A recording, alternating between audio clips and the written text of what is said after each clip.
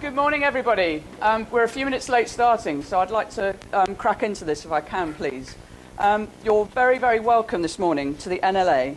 My name's Claire Benny. I'm an architect and also formerly the development director at Peabody, much of whose delightful Victorian stock far exceeds the densities recommended in the London plan today, and yet it's now mostly in conservation areas.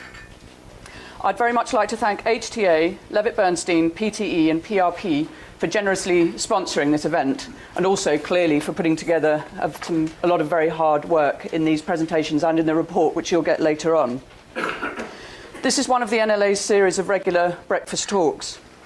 The NLA is an independent forum for discussion, debate and information about architecture, planning, development and construction in the capital, with a year-round programme of events, research and exhibitions. So I'd like to just start with a very quick question to all of you. Who has ever lived above the 5th floor in a building? Probably 15 to 20%, interesting. And whose organisations in this room are involved in designing or commissioning one now, a tall building now? Okay, interesting thought. Okay, the game today is Superdensity, and I'd like to introduce 4 great and talented players of this game who are going to speak for 8 minutes each without hesitation, repetition or deviation. Sadly, I don't have a whistle to blow to stop them. Designing housing well at high density has never been more topical in London, and I'm really looking forward actually to both the speakers and the discussion afterwards. So the first subject is, how dense can we be? An interesting subject, and that'll be taken by Andrew Baharrel, who's a senior partner at PTE.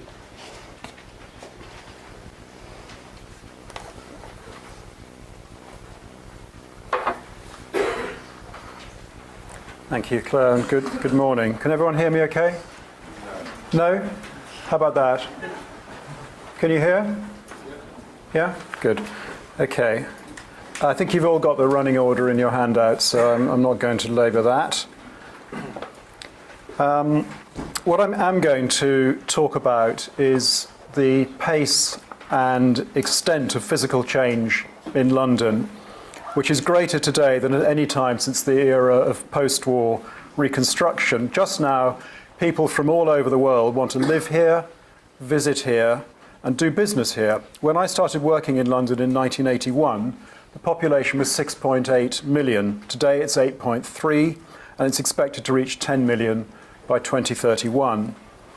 London's success in attracting people and money creates a tremendous challenge for additional homes and infrastructure, an inevitable pressure to increase development densities, which begs an awkward question. Is London becoming a victim of its own success, meeting demand by sacrificing the very distinctiveness which makes people want to live and work here? Here's a sample of the typical typologies which characterised London from around 1850 to 1950. This was also a time of significant growth. Perhaps some of you live in places like this or would like to. As recently as the 1990s, these 4 practices, and no doubt many others in the room, were building lots of family houses and small blocks of walk-up flats. Even in inner London, we seldom went higher than 4 stories.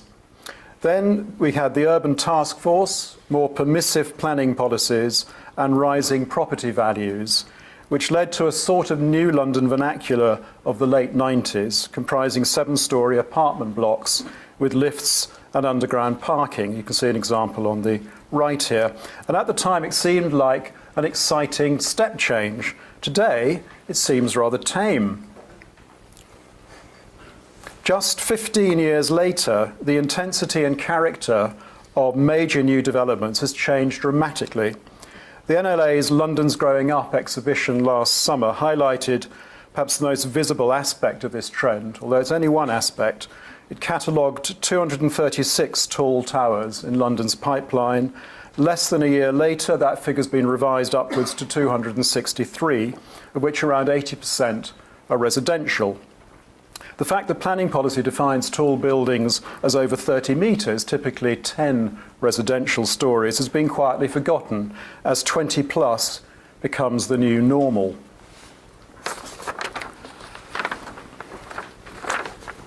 I should have mentioned a rather important diversion along my highly simplified timeline. Not long after the last of the post-war systems-built council estates was completed in the early 1970s, these four practices and others started to be called in to advise local authorities how to make them work better, and we're still doing it. In many cases, the combination of visionary but misguided design, shoddy construction, poor management, and most importantly, social change and upheaval has led to these places being demolished within 30 years of their completion. This table shows the density of some of the places I've been talking about. Now, measuring density isn't a perfect science. In fact, you can throw up lots of misleading results, and it doesn't tell you on its own whether something is good or bad. But it is a useful way of comparing different places, different forms of development, and successive eras of development. We've chosen the most basic type of density measurement, homes per hectare. That's units or dwellings if you're a technocrat or a planner. You can see densities pottering along between 25 and 100 homes per hectare, right up to 1950, with an interesting spike for the Edwardian mansion block. The old GLC had a post-war density cap of 150, and we took this as the starting point for our original superdensity report. The case studies in our new report are all between 150 and 350 homes per hectare, and 350 is pretty much at not quite the very top of the current GLA density matrix for London. But look at this on the far right. There are now schemes in London edging up to 500 or higher, 500 homes per hectare. And so we're calling this hyperdensity. We four got together in 2007 because we were getting concerned that high density schemes, no bad thing in principle, were being developed without due care in their planning, their design, and their long-term management. In fact, to be honest, we were worried about some of the things our clients were asking us to do.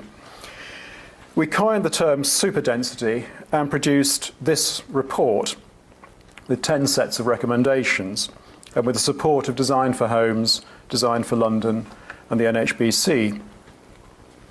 Much of that guidance about building design was taken up soon afterwards in the London Housing Design Guide and then in the Mayor's Housing SPG. Whether or not you agree with everything in it, the Design Guide's done a great job of boiling down the stew of confusing and contradictory publications which it superseded. But it is time for a review, and our reservations are that some aspects of design which we regard as good practice in most situations have turned into strict rules to be applied in all situations, and that this is leading to a certain rigidity and homogeneity across the capital. And here's an example. The Edwardian mansion block was the super-dense solution of its day, and they remain very popular. I was lucky enough to make my first London home in one. But you wouldn't be allowed to build like this today. The wonderful street frontages contain spacious and well-lit rooms, but the backs tend to fall far short of today's privacy and daylighting standards. I think that's a fair trade-off. Our planning rules do not. So we produced a new report, which you can pick up afterwards. Please do pick one up when you leave. And we've done this for two main reasons. Firstly, to address the new challenge of hyperdensity. And secondly, because some of the lessons of superdensity haven't been learned yet and are even more relevant today. In particular, we need to learn the art of placemaking in very dense developments, and Ben's going to say more about this. And we need to learn how to create high-density developments for everybody, not just a narrow demographic and income band. And Matthew's going to say more about this. And we need to design high-density developments which can be managed and inhabited sustainably in the long term. And Andy's going to speak about this. We haven't yet reached the density of Hong Kong, but we're heading that way. And the form and appearance of hyperdense new development derives from global conventions in planning and design, not from London's own distinctive and popular forms. A talented designer of some of London's more elegant towers told me that this was the appropriate form of housing because most buyers come from the Far East and are familiar with this kind of thing. And there was me thinking that people want to come here because they like what's special about London. Actually, I think that London can take a bit of this global glamour, and I rather enjoy some of it. I just don't think it has much to contribute to meeting the pressing housing needs of those who live and work here, wherever they come from. And this group is concerned that unthinking hyperdensity is starting to spread beyond central London and become the norm for serious regeneration projects. It's not about whether you love towers or hate them, and this isn't an anti-tower rant. Tall buildings do have a part to play in creating successful mixed neighbourhoods, but they need to be integrated with lower street-based typologies and generous public realm. This modest low-cost housing scheme in distinctly unglamorous Colindale achieves a superdensity of 282 homes per hectare, and yet it manages to include a 1-acre garden square and terraces of family mews houses. So this is our core contention, that mid-rise, street-based patterns of development can meet all of London's housing needs and create lastingly popular places. Our report contains 12 case studies which aim to do just this, and I hope you find them interesting. And here is the first of 4 sets of recommendations summarising the points I've touched on. Now I'm going to hand over to Ben. Thank you.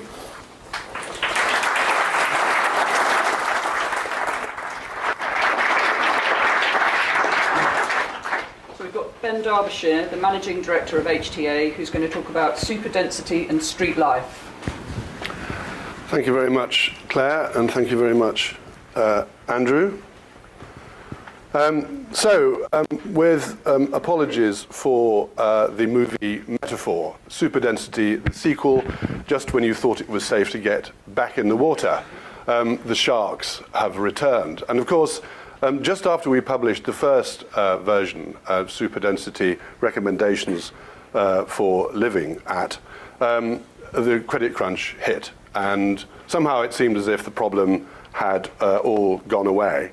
But it hasn't. And I'm going to be talking about some of the places where we don't have superstar architects and we don't have really well-refined master plans and public realm strategies, and if we don't do something about that, we're going to have some serious problems. But as Andrew says, it's a problem that's not confined to London, and this is Peter Murray, who I accompanied on a trip to Mumbai, where one sees in developing countries with increasing alarm that the purveyors of the point block as the simplistic, affordable solution to accommodating very large numbers of people who are migrating to the cities is being bought wholesale as the solution to the question of urbanization. And here is old Shanghai, the charming streets being torn down, an illustration from National Geographic illustrating just what's going on everywhere else. And I think one of the things we want to do as a group is warn Londoners that we need to do something positive in order to preserve the character of our city, as Andrew says. I like to point out that actually it's the father of the modern movement who first addressed this question, not Lionel March and urban land use studies at Cambridge 50 years later. It was Walter Gropius with his understanding of Flach, Mittel and Oder Hochbau in 1929. And what I like to point out when I use this slide is not so much the buildings or indeed the ratios or the question of how you dispose plot ratio around blocks, but to imagine what it's like in the streets between the two low-rise perimeter developments and between the two point blocks. And to point out that in places like Mumbai, the middle classes are being sucked into not only gated but secure communities where their servants and drivers occupy the basement, where they emerge onto the streets in their motor cars, and where the charming attributes of Indian street life are therefore being completely annihilated simply by the built form that people are using in order to accommodate the huge and growing numbers of Indian people. So, for thousands of years in Europe, literally thousands of years, the organizing principle of the street has been the way in which we have disposed our buildings around the city. And of course, this very well and possibly overused Nolly's map of Rome, I like to say, is a bit like a section through a lung. And the alveoli are the places where our cities are allowed to breathe. The point is that the brachii, the streets, allow people to move in and out of small and intimate spaces in a way which, of course, we all hugely enjoy. And so streets work. They are for cities not only its biggest geographical asset, it's their most valuable asset. Our citizens nowadays expect access to all areas in safe public space, which is policed by consent. That's a very important democratic principle that we ignore at our peril. Streets also enable mixed uses, they enable mixed communities, as Matthew is going to be saying, and they also enable diverse scales and styles of architecture, and they facilitate servicing and repair, so they are the key to an endlessly sustainable and renewable urban fabric. And forgive me for reminding you where you are, but just to make the point that, you know, within a mile of where we're sitting now in Marylebone, people are having breakfast on the pavement, parking their bicycles. In Pimlico, street markets are opening, and right outside here, Peter Murray and the NLA are making use of the street in order to convey their message about the future of London. So at our peril, we ignore the quality of the street. So here's a little worked example for you here. It's anonymized. I'm not going to tell you where it is, and I've reversed it. But just note the scales and the juxtaposition in the little picture on the top left. The interwar semis and mark the scale of the existing buildings behind, and the model that we built. A client came to us with what they thought was a sensible brief, which would enable them to afford to buy a site that was available in this location. And we came up with this kind of compromise between street frontage and high-rise of the kind that Andrew has already illustrated. We then went to the planning department to find out what other people were doing, and we discovered that that was the context. So what's happening, actually, because we don't have a plan at the moment, is that such locations, and this is one of these ubiquitous opportunity areas, opportunity for what? The rentiers to profit, I would suggest, we're being overtaken by a feeding frenzy of avarice. And in this location, I can tell you there's very little indeed of the way of supplementary planning guidance, and nothing at all in the way of a robust public realm strategy to guide this development. So, what are our recommendations? Well, you can read them in due course, and I won't dwell on them, but they derive from Jan Gehl's philosophy. First life, then spaces, and then buildings. So that's why I'm on first, to talk about the importance of public realm, and the point that designing for street life means integrating mixed uses in a way that enables people to interact, socialize, and for the city to work. Design robust public spaces, and if you have towers, as in this one by May, in a scheme where we're collaborating with them, make sure that they enhance and they don't blight the ground plane. And in order to achieve that, what we need to do, in my view, and I see Colin in the audience looking at me critically, is refine the London plan to give it a spatial dimension which covers the city, but also requires a much more robust local dimension in order that that feeding frenzy that I referred to earlier doesn't overtake us. And when I've inquired about this, I've been told, well, there isn't the time, and more importantly, there are not the resources and the money to pay for the resources. So my response to that is, and a message to the new mayor, what we need to do is fight for devolved land and property taxation, something that will enable us, when developers want to break through the density matrix, as they are beginning to do, that we can recoup some of the value that they are achieving for themselves and use it in order to create robust,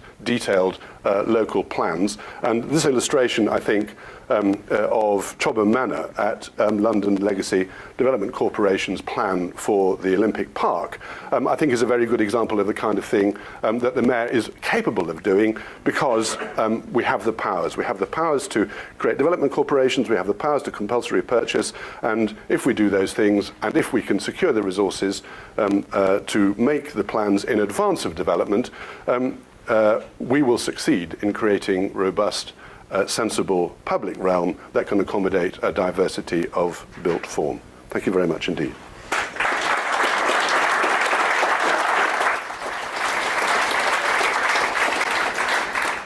Thanks very much, Ben. And now we have Matthew Gulcher, who's the Managing Director at Levitt Bernstein, and he's going to talk about creating mixed communities at Superdensity. Thanks, Claire.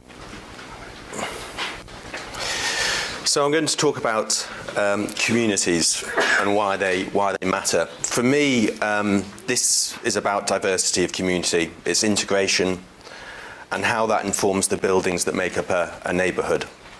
So it's about the integration of homes for the old, the young, single people, families, the affluent, the less affluent, and ethnic communities. And it's this that provides a variety of lifestyles, that creates vibrancy, 24-hour activity, and is at the core of London society and brings enormous physical, social and economic benefits. It also means integrating a variety of other uses that support the community. Ultimately, this is expressed in the townscape through a variety of building typologies, streets, open spaces, shops and other building types that gives London its particular look and feel, its townscape's texture. It's not a fluke, and now we have to work at it. So why is hyperdensity such a threat? Higher densities fueled by housing shortage and rising land values and spiralling property prices, development tends to be targeted at the affluent and the investor market for highest returns. We all know there is a huge shortage of affordable housing. I was reading Brent Cross, Nine Elms, Battersea, all only deliver around 15% affordable housing. And the Tottenham Stadium redevelopment, none. I'm not suggesting that these schemes are badly designed or don't bring other benefits, simply that the development environment is not delivering enough affordable housing, and it's difficult to see how they can be called diverse. Affordability now is not just an issue for low-income people. Young professionals now struggle for accommodation in London. And in any case, providing affordable housing is a challenge when you start to consider the service charges and management that go with it, and Andy will talk about that in a minute. So we would suggest that these higher density developments will tend to deliver a more monocultural solution, inevitably higher, less contextual, holistically less sustainable as neighbourhoods. And unless these key issues are addressed, we're going to be left with a loss of city character. So we thought we'd have a look at policy review and some practical things. And in terms of policy, we need to encourage diversity. We need to deliver mixed communities, and we need a diverse mix of dwelling typologies. Particularly at the moment, I think we need to focus on more larger family dwellings. Mixed use, we need a planning policy that encourages mixed use, and it needs to be incentivised in some way. And then back to affordable housing, a new approach to Section 106. We need to simplify, I think, the whole environment of Section 106. We need to look at the whole issue of planning gain, but ultimately we need to secure more affordable housing with less room for manoeuvre, I think. Anecdotally, the conversations we have with developers is actually about a level playing field. And if they know what they're pitching for in the first place, if the environment's set before them, they're quite happy to work to affordable housing targets. Also, we need to do. We think we need to do something about planning system encourage older persons housing. This is again about diversity, and maybe with things like older persons housing. There ought to be some benefit, in other words, some social contribution recognised, maybe through more lenient SIL contributions. We keep on coming back to this, certainly in our practice, and we think there's still things to be learnt from it. The Brunswick Centre is a great mixed-use scheme. It has lots of local amenity. It has mixed tenure and mixed occupancy, which has developed over the years. It's accessible, it's secure, it has great transport links. It has a significant ageing population, which seems to work really well there, and it has an overall vibrant community. And so in practical terms, we want to learn from projects like the Brunswick Centre and the historic bits of London that Ben and Andrew have talked about. We want to encourage mixed use, so we're talking about harnessing space above non-residential buildings. That has to be a good thing. We need to design with families in mind. It's increasingly difficult at higher densities, but we need to find a way. Those issues, in fact, were well covered in the original Superdensity report with recommendations for additional space, dividing up living space and good quality and large amounts of amenity space, which are all important factors. And I think we need to continue to promote larger duplexes, maisonettes at ground levels in these larger dense developments. It's all about retaining city character. Street entrances are incredibly important in terms of encouraging street activity and making them social spaces, as Ben alluded to. And integrating specialist housing typologies, not only for the elderly, but for students. This is one of Andrew's schemes in Kensington, which mixes school with residential within an existing neighbourhood, with the Trellick Tower carefully photoshopped into the view there. Just wanted to touch on this because we like this because it's about low older decent persons housing. It's Bermondsey Spa. There's just 10 units for older people in a development of 200. It's actually one of the blocks through the trees there, and it's good because neutral visually. It builds on all the things that was described in the Happy report about putting older people within the neighbourhood, and it creates diversity. And I think we should be looking at more of this sort of thing in our general needs developments. I'm just going to touch on sharers, which is a hot topic at the moment, or paraphrase, the plight of the young professional. We did a straw poll this week in our office. There's 40% of the 100 or so people that work in our office are sharers. So it's a hot topic at the moment. We need more innovative housing typologies focused on affordability and the changing diverse needs for those on sort of mid incomes. This is a shared flat. I'm sure architects, designers, developers here are working on similar things. We developed it for a PRS model. There are ensuite bedrooms with shared living accommodation, but it provides a different sort of accommodation. But we think we need to build on this now. We ought to be looking at other forms of sharing, maybe some sort of cluster units. We need a lot more creative thinking on this. And then finally, I thought I'd just dwell on this diagram for a while. It's actually a built scheme, another bit of Bermondsey Spa, which is called Pollard building. But it seemed to me that it summed up a lot of the characteristics we've been talking about today.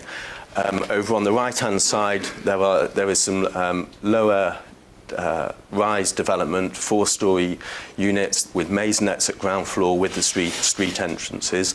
The car parking is integrated in an undercroft below a podium deck. The space above is shared amenity and some private space. There's some retail within the development on the south side there. But perhaps the most interesting thing about this building is this atrium block, as we describe it. Really, it's a pulled apart, double-loaded corridor typology, which has allowed a variety of things to happen. First of all, it provides dual aspect dwellings. This scheme provides a mixed of tenures as well. At the bottom, there's some shared accommodation with some private housing in the green above. It's naturally ventilated. It deals with temperature. It mitigates temperature. It deals with fire quite well. But what we quite like about it, as soon as you put the atrium roof on, it becomes a sort of much more convivial space. All the social interaction that we talk about happens on the streets can also happen in this typology. And we think we need more innovation in this sort of way to build upon what we've got. I think the last slide here also sums up our recommendation, which are in the publication, and I think I've touched on most of those. Thanks.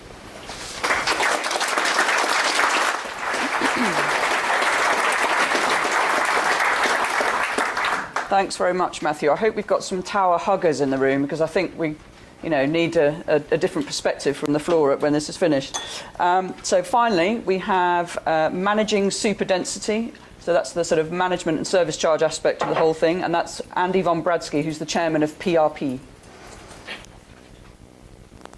Morning, everyone. The final talk is about design and not the way in which development has been conceived. Much more to do with how it's viewed into the future. So my contribution is looking at some of the management issues relating to that. I think an awful lot is said about the cost of development and the costs of new homes, particularly in London, and the prohibitive costs for many affordable people on affordable incomes, or low incomes, sorry. Very little is said about the whole issue about the rising cost of service charges, which I think is an equally disturbing and concerning aspect of where we are in London at the moment. All of us are involved in estate regeneration. As Andrew mentioned right at the beginning, dealing with that collective failure of the 60s and 70s, and it's almost an ongoing problem that we're dealing with.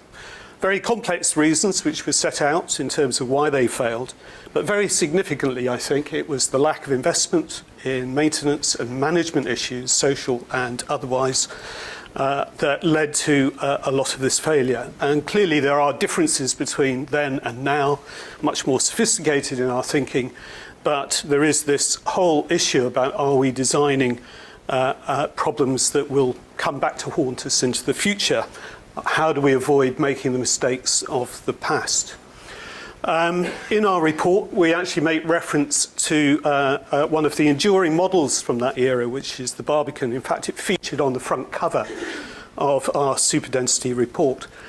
We did a bit of work just looking at the service charge costs for Shakespeare Tower, which is the 44-storey tower in the middle of the Barbican.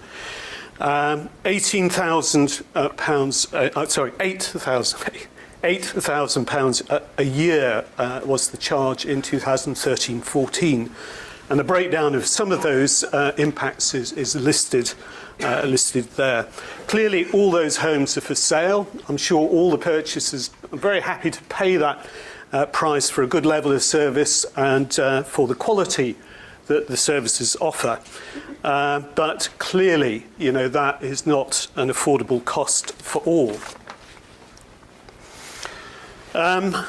Everyone is aware who deals with housing, large complex schemes, multi-tenure schemes, tall buildings, intense development, that management needs to be factored in right at the beginning. And we all do that to some degree. we're all aware of the sort of the many complex areas of our buildings, much more complex technologies, greater servicing requirements, external servicing, the intensity of use of homes of high density development at ground level, the public realm, and so on. All of these issues we know need much greater consideration and much more rigour.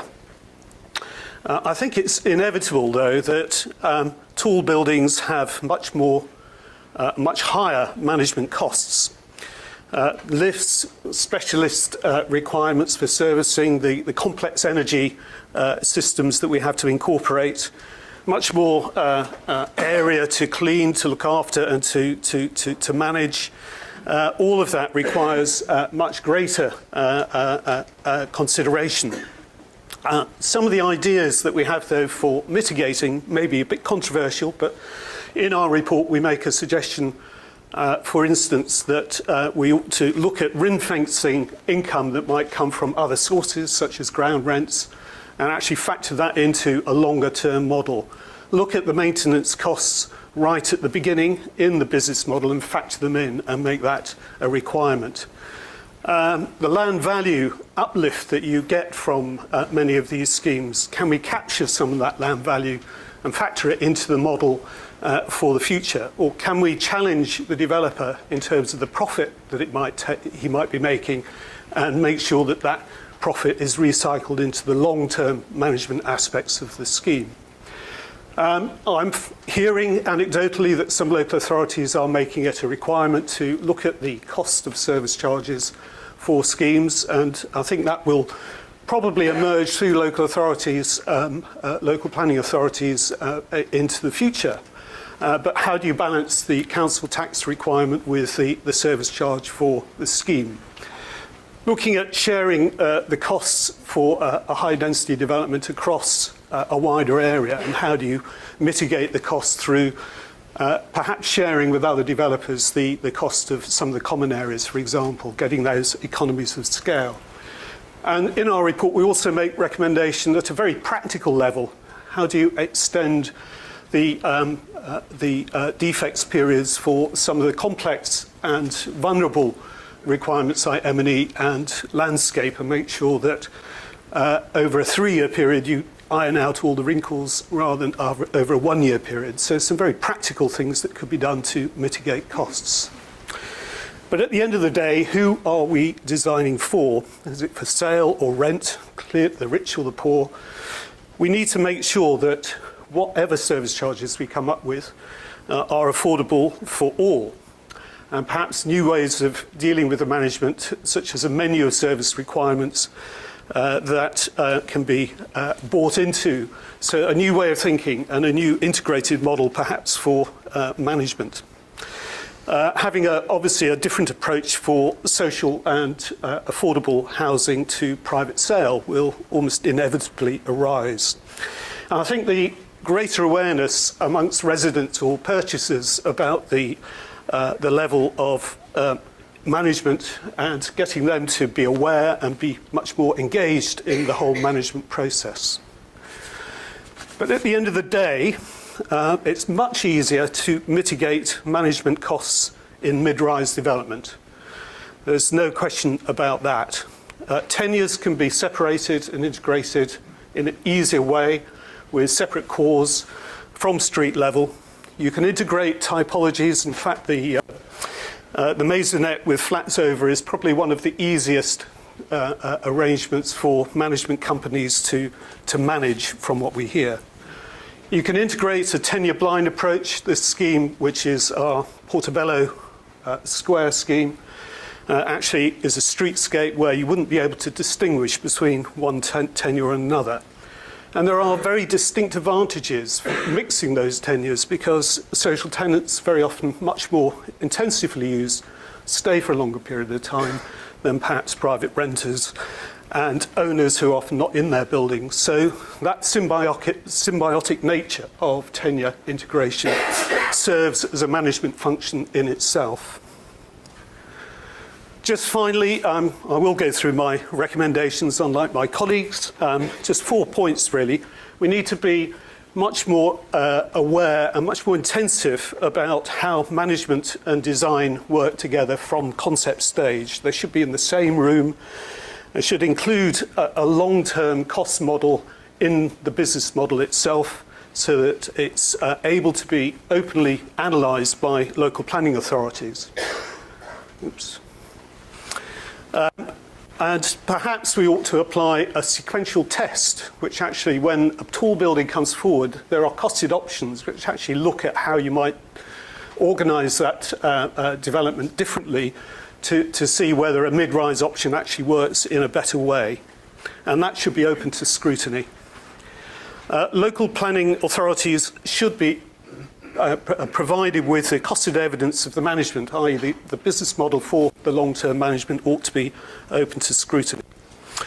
And as I've said, new funding to help pay for management, revenue costs for community facilities, sinking funds, and so on needs to be looked at in terms of land value capture, looking at ground rents and developer profit.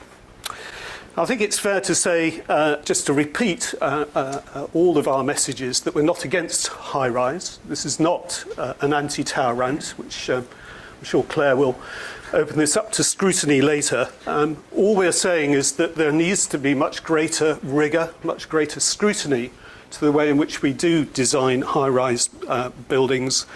And the costs that are associated with that need to be fully understood and factored into the model. So I look forward to the discussion.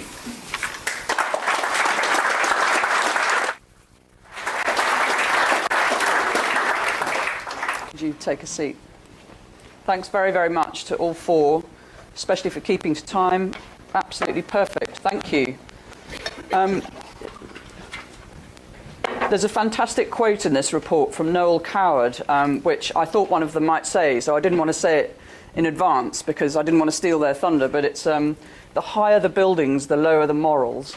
And I'd quite like to just sort of start by, while they're settling down, saying, isn't there also a case for saying the lower the buildings, the lower the morals, as in land is a finite commodity. It's getting ever more shrinking in London with all our policies and so forth. And actually you could say that people with a house and a garden are hoarders who are actually making things expensive for everybody else.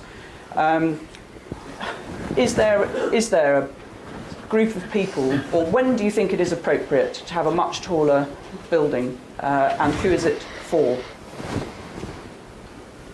Want me to start? I think you start. You're on the line of fire.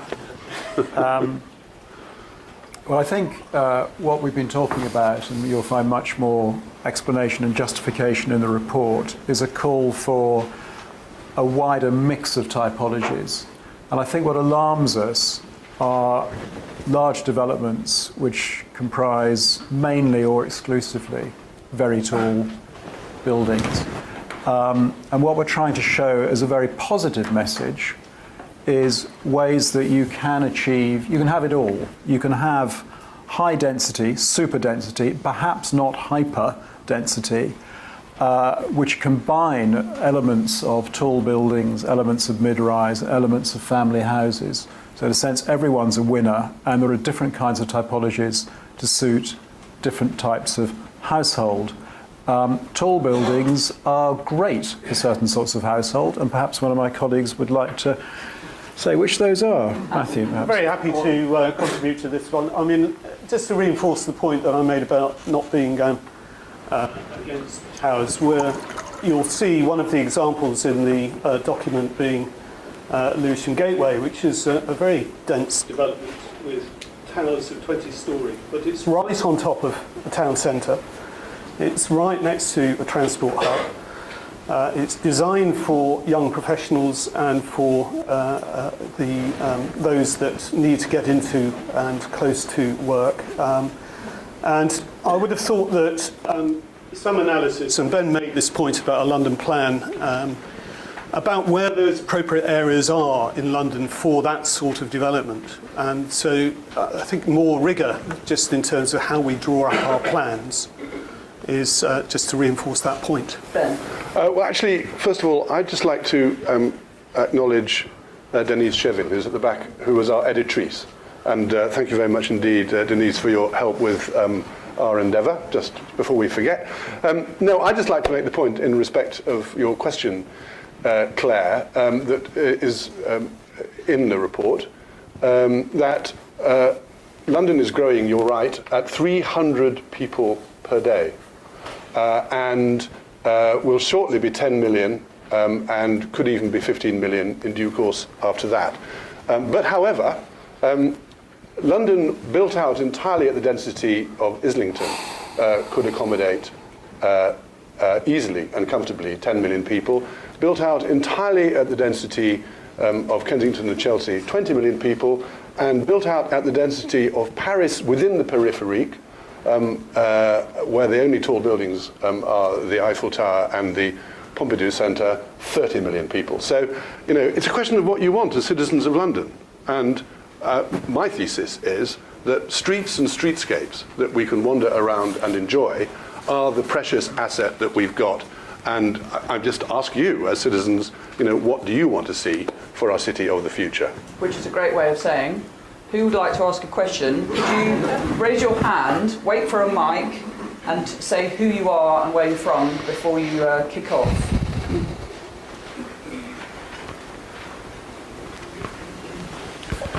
Good morning, Elliot Lipton, First Base. I have two questions. Firstly, I wholeheartedly endorse many of the recommendations that you've got here, particularly the focus on streets. But I wanted to ask about two particular points. The first is the squeezed middle. Because, of course, one of the consequences of ever greater design standards is we are cutting out of central London the very heartbeat of it. You know, those workers who are on middle income, who aren't qualifying for affordable housing. And I wondered if the panel felt there was a design solution where we could push for greater affordability of smaller units. And the second was just perhaps to pick up and ask the panel whether they felt there was any contradiction between a focus on management and a focus on sustainability. Because one of the consequences of high sustainability targets is we're installing CHP systems with really quite high maintenance costs and also very high liabilities that we're leaving with tenants to face when the 2-year defects period or the 10-year period ends. Do you see that as a conflict? Thank you. I'll try one. I think my microphone might have failed, so I don't know. I can hear you. We can all hear you. Batteryless pack.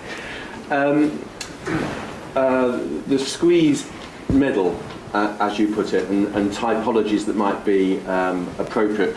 Actually, one of the first things we should say here, there's a consensus about this across the table here, but we don't agree on absolutely everything. And you may get a sense of that. We particularly have done a lot of work on housing standards and space standards, and Julia Park, my colleague, has done work in government for that. And so this issue of smaller dwellings as one of the ways you can deal with affordability is sort of close to our heart. I think there's a positive about it. I think the pocket stuff for single people, but within the realms of the London Plan and London Housing Design Guide, is a good thing. I'm sceptical about if you try to start building family dwellings or larger dwellings for more than one person, whether by doing it smaller it adds anything really. And it worries me that you put these dwelling typologies into the stock, and how are they used sustainably into the future. If you have a small 2-bed flat where it seems to me that it might be good when you have your first child between the years of 0 and 3, but actually people need to move on, and then what happens to it? So there's issues around that. What I do think it's worth looking at, and which I alluded to in my section, is thinking about sharers. I think there's something around a shared house model. I think most of the people I talked about in our office are sharing a house well into their sort of early 30s now. And I think there's a bespoke model around there. I think it would be limited time. I think maybe a couple of years. It would allow people perhaps to start building for a deposit and so forth. But a cluster flat, probably rather like the sorts of accommodation we went to university with 5 or 6 flats, but good levels of sound insulation, bigger flats, studios, kitchenettes, ensuite with a shared space, those sorts of things. There needs to be some thinking done around that. I'm sweating that. Somewhere in your in tray, Elliot, you will find an invitation to join the Home Performance Label Benchmark Consortium, by means of which, when we get to the end of it, and if you join, we will be able to predict the actual management and the actual maintenance and the actual energy costs, and advertise our homes, your homes, to our customers in such a way that they can make sensible judgments about what they're going to cost. We 4 have been working on this for many years now and promoting the idea that homes should be sold with appropriate labels that will enable that balance between, actually, the pilot work we did demonstrate that the very high performance, sustainable homes producing theoretically zero carbon are actually extremely expensive to maintain.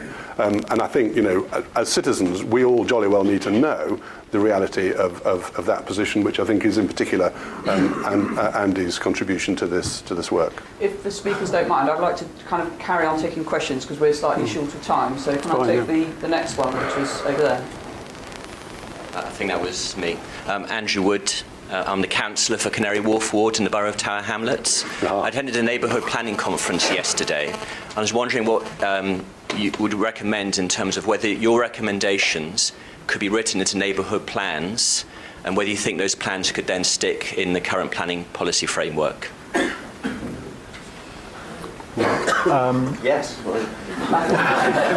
The answer is yes. And what better place to do it than Canary Wharf? But that out of dogs, that genie is rather out of the bottle, isn't it? And that's a place where hyperdense buildings are being built, and they're very handsome. Many of them, I have to acknowledge, perhaps some of the designers are here today.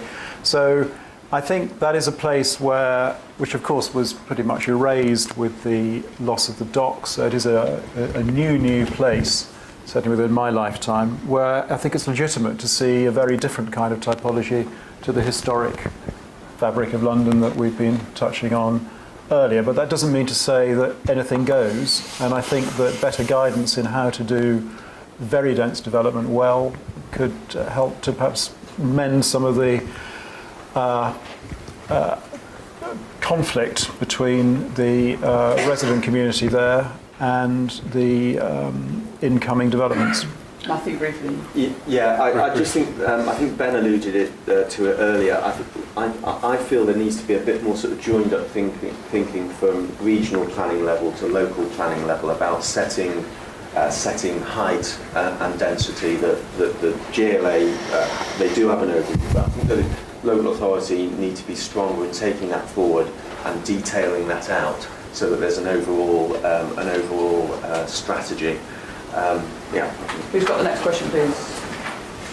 You take one here. My name is Michael Bach. I'm from the London Forum of Civic and Community Societies. I'd like to ask a question. Are you misbranding your product? Because that didn't seem super density to me. That was just high density. And what in many countries they do, they downgrade what they call it. They wouldn't dare say high density, they say medium density. Are you misleading the audience by calling it super density? Hands up. Do you want to? Well, oh well. With this, in 2007 when we wrote the first version, and again recently. For me, the old maximum of the GLC of 150 was the maximum permissible density, and all of those schemes that quite commonly are referred to as high density were actually no more than the density of Bloomsbury.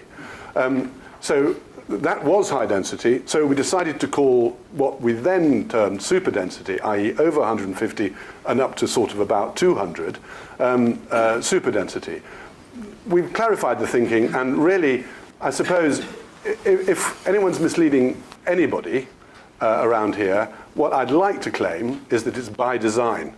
In other words, take a look at the examples in the publication when you get hold of a copy, and see that the claim we're making is that at superdensity, it's possible to design in such a way that it doesn't feel like an unpleasantly high density. That's the main point.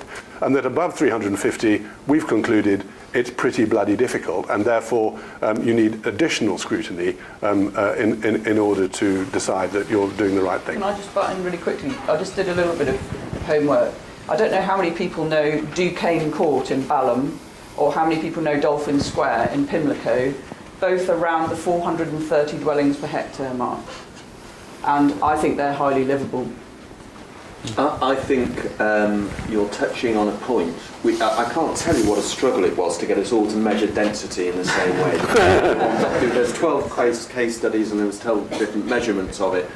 And one of the dangers of talking about density and figures is that if you've got a small site with a lot of development on it, it's very high density. If you take into neighbourhood considerations, I bet you'd find that you'd come up with a different story. We think occupancy needs to be taken into consideration. We'd like some measure around bed spaces because I think it gives a better reflection of who's living there. There's another point about how you overlay tenure on top of that, because obviously private sector tends to under-occupy a bit. There needs to be a more sophisticated measure or group of measures that deal with that deal with the overall thing of density and the wide neighbourhood. Matthew, you've just answered Duncan Bowie's question. He's smiling now. Was that the right answer? Someone give a mic to Duncan. There we go. Duncan Bowie, that was part of my question. University of Westminster, and very involved in drafting the original guidance in the London Plan in 2004 and 2008.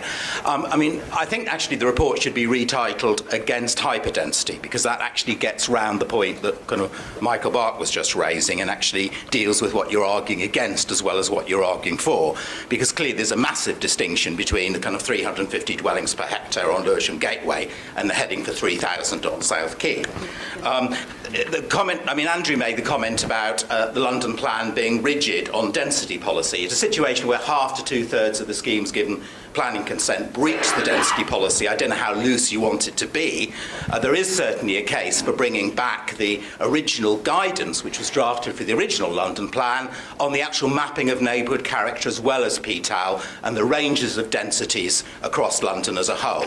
Similar, in fact, to what Abercrombie did in 44. But the reason it was dropped was simply because it was seen as getting in the way of maximising units and seen in the way of getting in the way of developer profit. But it was actually has meant that we've driven a coach and horses through the principles of sustainable residential quality, and we're certainly not getting the mix of housing, either affordable housing or family size housing, out of hyperdensity schemes. And as you've said, some of the so-called superdensity schemes are struggling at those higher ranges of 300 and 400 as well.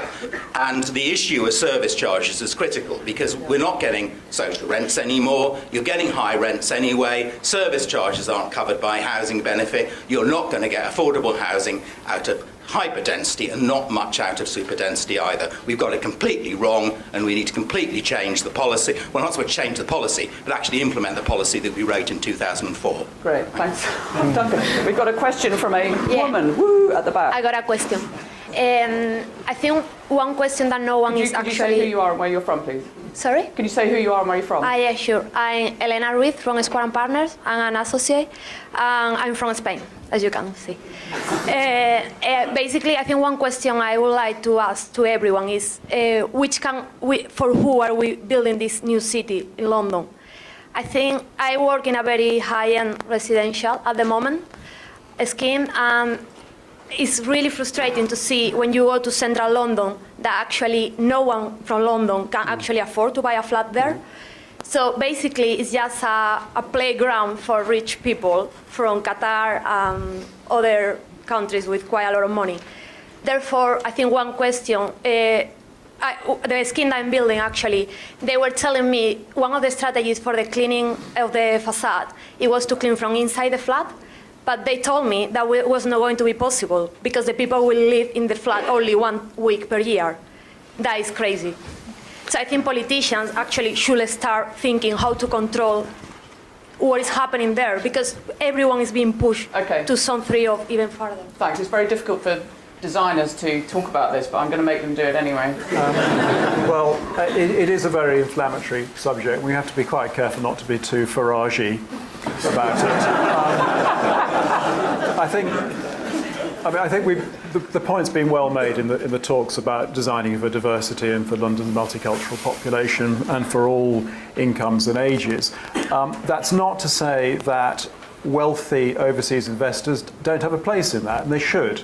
And we're grateful to them. They generate wealth, and a lot of us in this room, whether directly or indirectly, rely on wealthy international people to boost London's economy. And there is nothing wrong with buy to rent, although it does have an effect at a certain scale on the opportunity to buy your own home and on rental levels. I think what you're referring to at the end is something that's become known as buy to leave, which is the phenomenon of investing in London property and leaving it empty, or perhaps occupying it like a hotel room for a week or two a year.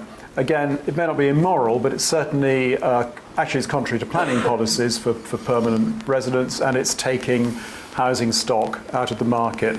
But before we get too excited about it, I've not read anything very concrete or convincing about the degree to which that's happening. A lot of it's anecdotal. Having said that, Islington Council has attempted to quantify it, and they are in the process of bringing in a policy to prevent it through Section 106 agreements on new development. Sorry, could I just get Andy, but just before I do that, 61% of homes in London for market sale are currently sold to investors of any kind. Yeah. So that's quite a lot. Andy? I just wanted to make the point that it's not so much who occupies the homes, but the investment policies of some of the overseas investors, which can drive unfortunate solutions in terms of tenure separation rather than integration, and can lead to the isolation, I suppose, of social and affordable housing. And the other point that I think needs to be made is about numbers. I think the GLA and the policymakers are driving very hard to get their numbers, but they're going upwards instead of outwards, in the sense that it is actually not achieving the outcome that we need, which is an increase in supply, which would drive down costs, or would at least stop the rising costs of home. Ben, very quickly. Very quickly indeed. Join the London Society, if you're not already members. Go online and download a copy of Building Greater London, which is a pamphlet I wrote for our theme, Can't Pay, Won't Stay, which is clearly concerned about the problem that you raise. And the next question was... Hi, I'm June Barnes from the Institute for Sustainability. Just a couple of things. First of all, Duncan's absolutely right. Secondly, I think that planners are still thinking in terms of heating systems, district heating. In old speak, we could do an awful lot more to just make our buildings very easy to keep warm without having to have district heating. So we could take out all of that cost, both in terms of capital costs and also revenue, and give people freedom to heat the homes the way they want. But the thing that you've done in the report is say it's neither an argument of building high or building out. Now, we've spent quite a lot of time talking about building high. I'm absolutely convinced there's nothing wrong with building high in certain places, but I do think we have to build out. And the idea that we can suddenly densify the suburbs in a homogenous way, which would require huge amounts of CPOing, which would be anathema these days, leads you to think that some careful use of green belt, with the green belt being moved out further, has to be part of the solution to housing people who want to live in London. Super controversial from Jane. Thank you very much. Can I take one more question and then answer them together, and then we will have to close? Sure, thanks. Jess Drew from HTA. This is a question partly about management and partly about community. I'm interested in why it is that it's easier to build for mixed tenure at mid-rise than it is for high-rise. And I think that one reason is because very often in high-rise developments, the expectations of private rent tenants are much more to do with perhaps exclusivity. And I think that quite often, I think, of course, there's a very strong argument for kind of what are called poor doors and things like that, measures that reduce service charges for affordable housing tenants. But I think what's much less defensible is the fact that very often private rent flats in those high-rise developments are sold to or rented to private renters on the understanding that, the explicit understanding that these other people live here, these affordable housing tenants, but you will never have to meet them. That's often actually made quite explicit. And what I'm wondering is whether there's a way that design could play a role in reshaping those expectations and reintegrating communities in high-rise mixed tenure developments. So high-rise mixed tenure and greenbelt. Who wants to go first? The street, Jess. Right, thanks, Ben. I'll have a go. One of the things about the Brunswick Centre, don't yawn, is that it's morphed over time. All the housing at the Brunswick Centre originally was leased to Camden, and over the years, through Right to Buy, you've ended up with a mixed community there. The entrances have been secured over time. But actually, it's a mixed community, and there is no division on which core you have to live, and it's a relatively good density. Also, I think this came out in the original Superdensity report, and on the example I showed at the end there, you can, in that case, shared ownership was layered below home ownership in that atrium section I showed you, and I think there are ways to do that. But actually, you know, we follow develop agreement in relation to that. There's issues where there is perceived value, and I think we have relatively little room for manoeuvre. Anybody want to do greenbelt? Yes, I would. I think, thank you, June, because you've usefully widened the discussion. I'm rather hoping our next piece of work actually is going to be about the suburbs. Today isn't about that. It's about superdensity and hyperdensity. But what you've illustrated is the way that the argument gets so polarised. You either believe that everything has to be in tall buildings or everything has to be on brownfield sites, or you're for spreading London and concreting over our green and pleasant land. Actually, you need a combination of all of these things, including carefully managed greenbelt review. It shouldn't be a sacred cow. Cambridge has been quietly getting on and doing exactly that, and is building, I think, about 25,000 homes around its perimeter and doing it very effectively. Anybody know what % of Greater London is greenbelt inside Greater London? It's 22%. Which is not a figure known to quite a lot of people. Thank you. We have to wind it up there.